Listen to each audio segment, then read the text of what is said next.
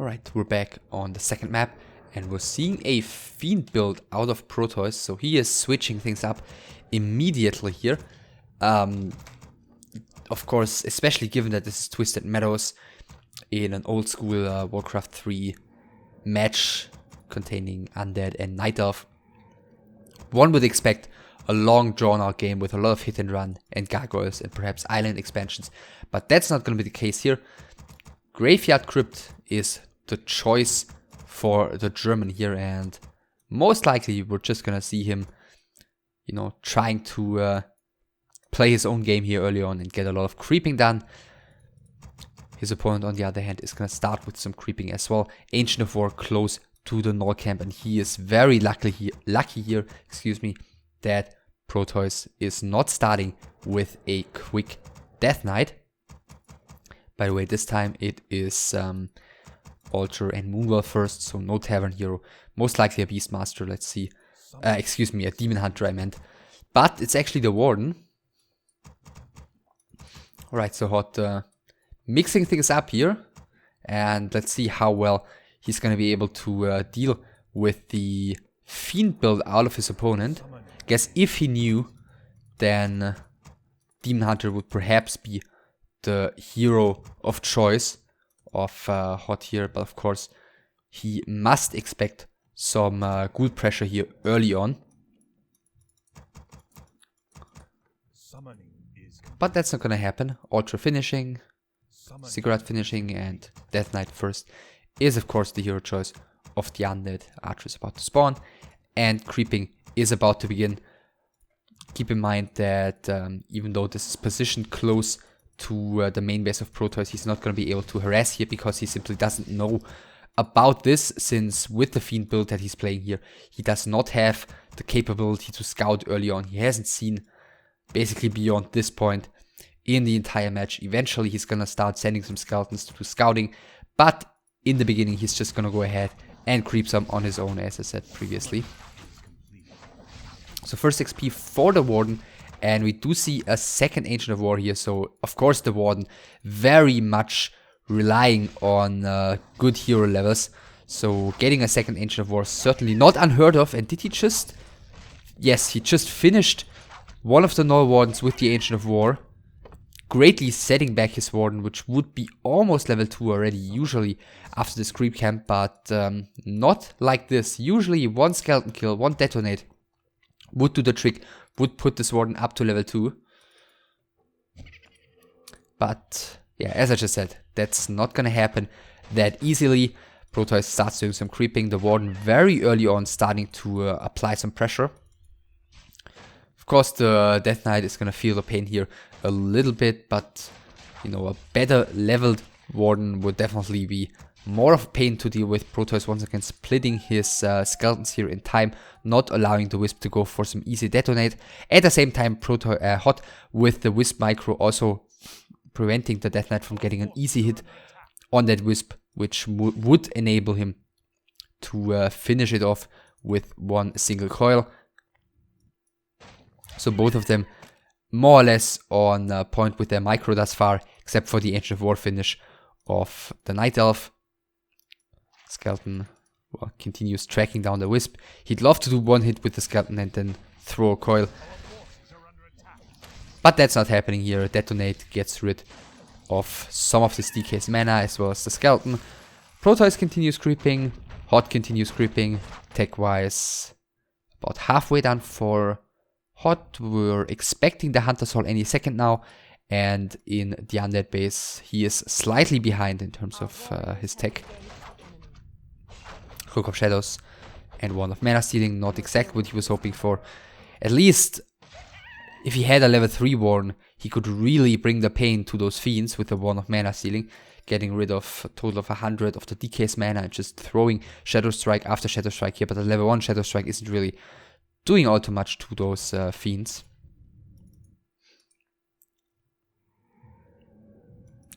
And even if he hadn't finished this, the one creep he'd still not be level 3. So finally one of the Wisps is being killed here by Protois. The Warden and the Archers are staying close. and are trying to flank in here from the right hand side. None of the creeps have fallen thus far, and the first Fiend is getting attacked here. The first coil is going to have to be used. One of mana still used on the DK, who for the time being is not having any more mana, but one more coil is going to be available soon. Block is coming out of the archer here, trying to save the other archer's life, and he might be able to actually do so. The next Fiend, well, one of the Fiends is also in some trouble. None of HoT's units have fallen thus far. The first Fiend of Protois is about to fall, and is the Skeleton? No, the Skeleton is not going to provide level 3 just yet for the Warden. Death Knight has also killed one of the archers right now. Still the trade favoring the Night Elf here a little bit. DK is retreating. Could actually try and pass this Warden and perhaps do the last hit with a coil. The Fiend is putting the Warden under 70 HP right now, which is the magic number. Town Portal is being used here after Shadow striking one of the ogres, but Protois is paying attention and he's stealing the last hit here. No easy level 3 for this one just yet. I mean, she's gonna get there eventually anyways. And double Ancient of Wind on the side of HoT. Protois, I mean, of course, isn't gonna go for gargoyles here, given that he's played Fiends. So what's the big plan here on the side of HoT? He's adding an expansion as well. Panda second has been bought. Breath of Fire number 1 did come in already. And I guess the plan is an expansion, and this time not mass dryads, but mass archers and talents, which, yeah, can be quite difficult to deal with. Protois has to town portal out of here, even for the time being, really struggling because of the immobility of his Fiends here for the time being. But of course the issue with Archer's talents is that they are extremely unreliable come late game, come strong undead heroes. So what HoT needs to do, and what he's doing, is get some use out of the early initiative here. And that use is standing right here, Tree of Life. So Protois, staying on tier 2 here for a very long time, is I guess gonna have to fall back, do some creeping, level up his heroes, and try and deal with the, well, upcoming gigantic archer talent army with strong heroes and a well-teched army. But I mean, thus far, doesn't know about the expansion, and he doesn't know about the double Ancient of Wind, so he hasn't scouted anything of that. Basically, the Skeleton is about to approach the expansion here. Both of them do resort to some creeping for the time being. Panda, wow, that must have been a Tome of Experience here. He was about level 1.3-ish before he started creeping.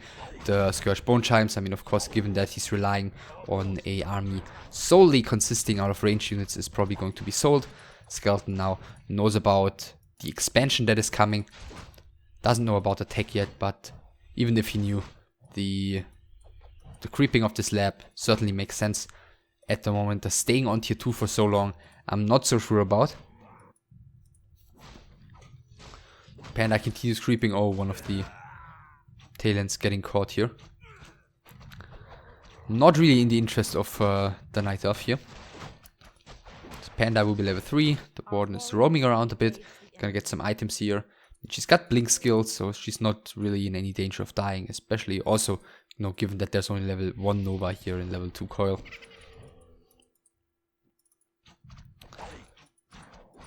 And Claws of Attack +9 on the Panda. We'll see if the Warden is gonna keep it perhaps, or if it's gonna be sold. DK with a heal potion. Of course, hero focus also always can be a bit of an annoyance. And he's staying on tier 2. It looks like he wants to get aggressive here extremely early. So perhaps a bit of a different approach. Punishing the opponent before the expansion can really come into play. But is that the proper choice here? There's level 3 heroes that he's facing with 3-2. And already a bunch of units. It's not that much just yet though. So maybe there is a chance here for Protois to punish HoT early.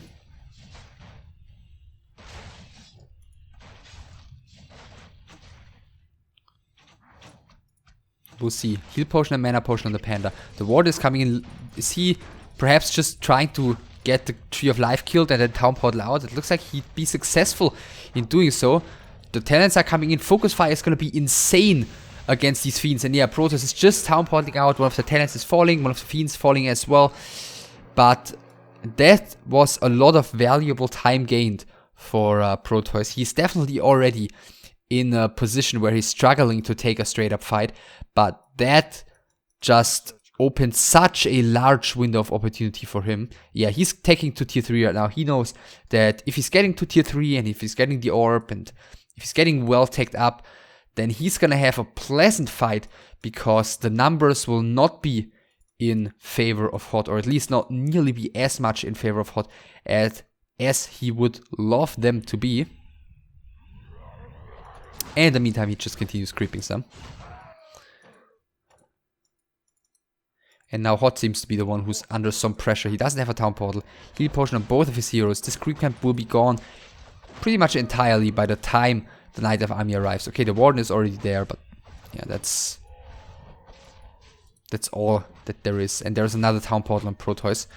So is he willing to fight here? The army of the Knight of is very much stretched out. Not a good position for him to start this fight with. Drunken Haze, Breath of Fire is coming in. The first 2 talents already falling though.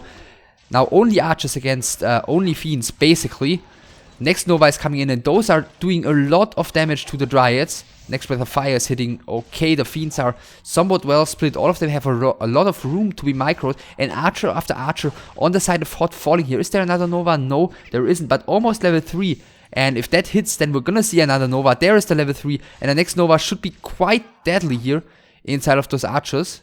Looks like he's not going for it though. Nevertheless, he got 2 more archers killed, and there is Coil Nova actually available now. The Panda only has a heal potion, might be forced to use it here, is using it, but HoT has just fallen completely apart in this fight. He's rebuilding the expansion,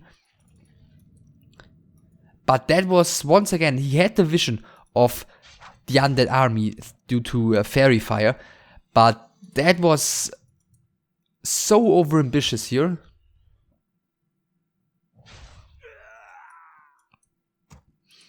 Another talent has fallen. Tier 3 is going to finish any second now. Protoss is waiting at the tavern. Is he sending his DK back for an orb, maybe? Yeah, he's gonna buy an orb and then step forward. Third hero, probably a Dark Ranger. I guess Dark Arrow as well as Silence would be extremely useful in this case. Perhaps a Naga could be useful as well. Okay, he's actually getting the Naga here. Now 50 supply, the Death Knight is coming with the orb.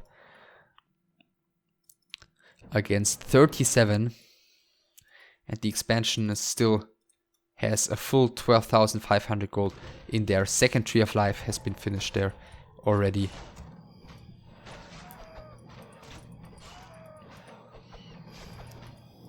And I guess a heal scroll is going to have to be purchased before the next push begins, but other than that, Protoss is perfectly prepared. He's actually doing it without a heal scroll. I mean, there's still a level 3 Panda here. It's going to be quite a bit of damage output, but the number of of archers and talents is so ridiculously low here. So, Panda is sitting at the shop. He's not... Oh, he really needs to bring his Panda. Master upgrade is about to finish for those talents. And Protoss with the Destroyer upgrade also about to finish those. So he's going to be able to throw at least a little bit of Dispel out there.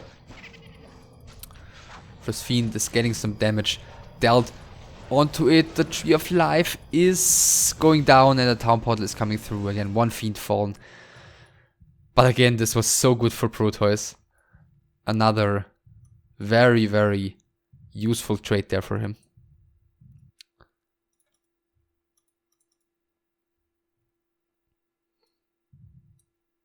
And is he going to attempt to build this Tree of Life a third time? I think HoT has to. I mean, there's no other chance for him at all. With 1 base against 1 base, this is not gonna work out. Bringing a Wisp over here, so perhaps a more sneaky attempt this time. Well, Orb of Darkness, that's not what he was hoping for.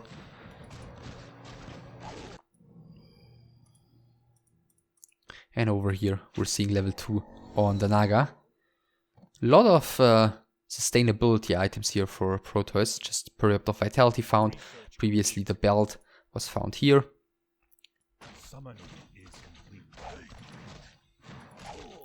Panda's getting some more creeping done. The Warden has already sold the Orb of Darkness, getting the Orb of Venom here, getting an anti-magic potion, and a new town portal.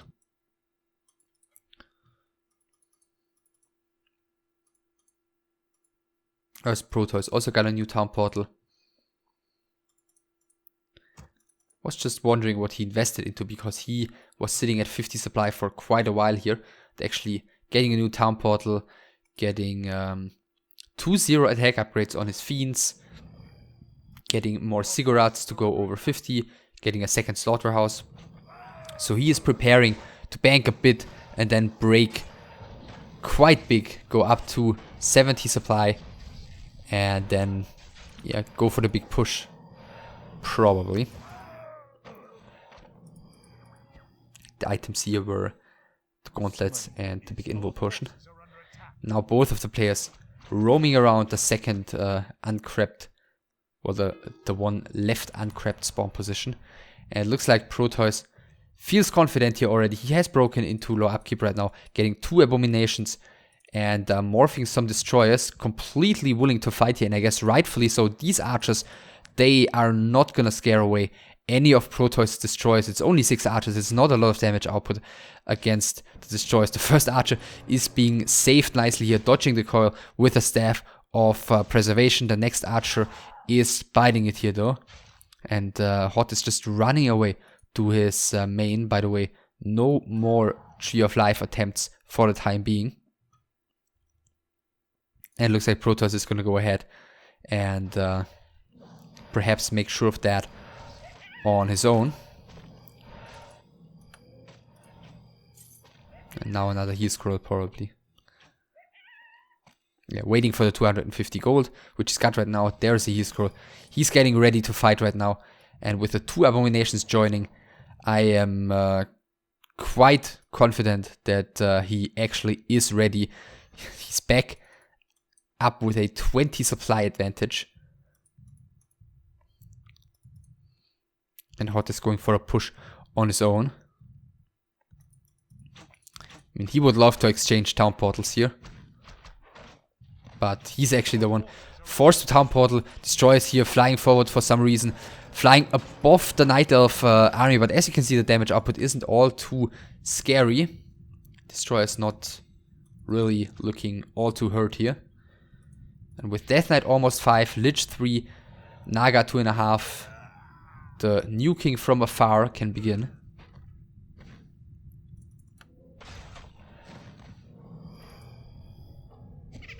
Okay, Shadow Strike on one of the abominations, coil immediately.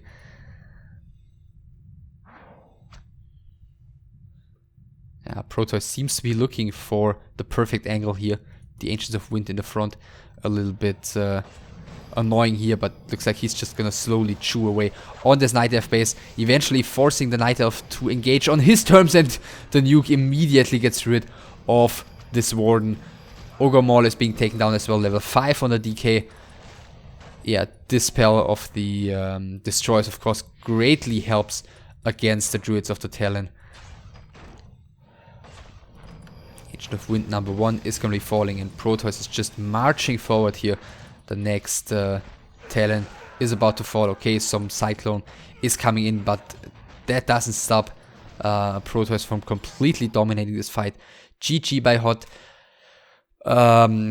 Yeah, a pretty strange attempt there by HoT. I mean, it's been seen, you know, it's not unheard of to go for Archer's Talents with a quick expansion against Undead. It's certainly not a meta strategy, but it's a strategy that has been employed time and time again over the years. I mean, we've just recently seen it a couple of times from Remind and Law Light, if you follow more modern Warcraft 3. But I guess the issue here is just that HoT was really lacking map awareness at very critical points in the game. For example, when Protois went for that first push against the expansion, was just able to position himself there and sniped the expansion and town portal out before he was getting, basically wrecked by a level 3 panda and some fairy fire and some, a large number of archers with some very significant damage output. And HoT was just sitting in his base, basically not caring too much about where Protois was roaming around. And he just allowed Protois to get there without being in a position to challenge him, without being in a position to defend his expansion. And the second time it was basically the same, but at that point, Protois was already looking very, very strong in this game. And then, like on map number 1, also the fight at Protois' natural expansion after he crept there.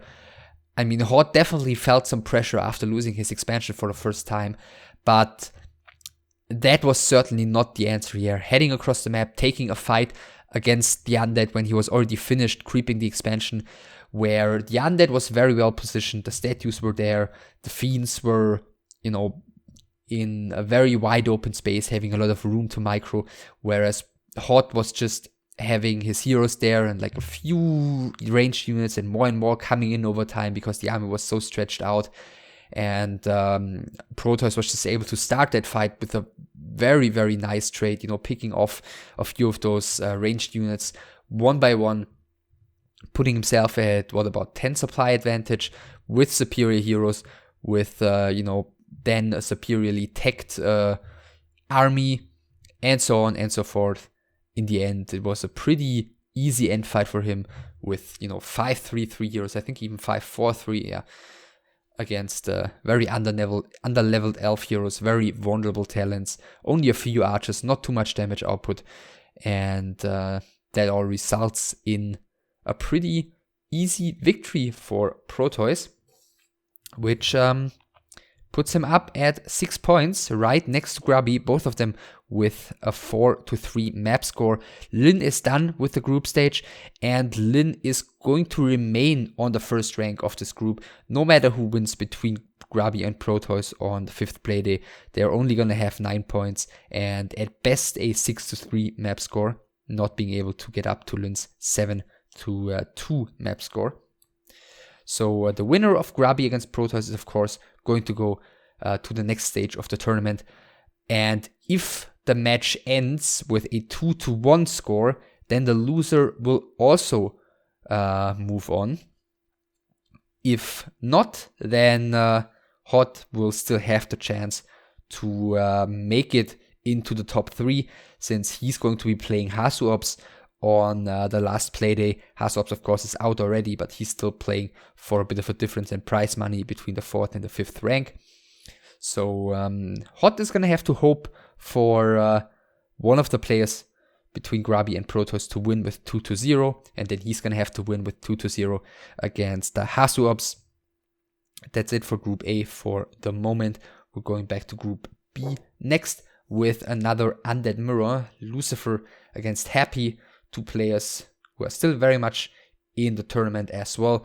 I hope you'll check it out. I hope you stuck around here till the end and enjoyed this video and the video prior to this one. Well, if you did, then drop a thumbs up and leave a comment, and I'll see you next time. Take care.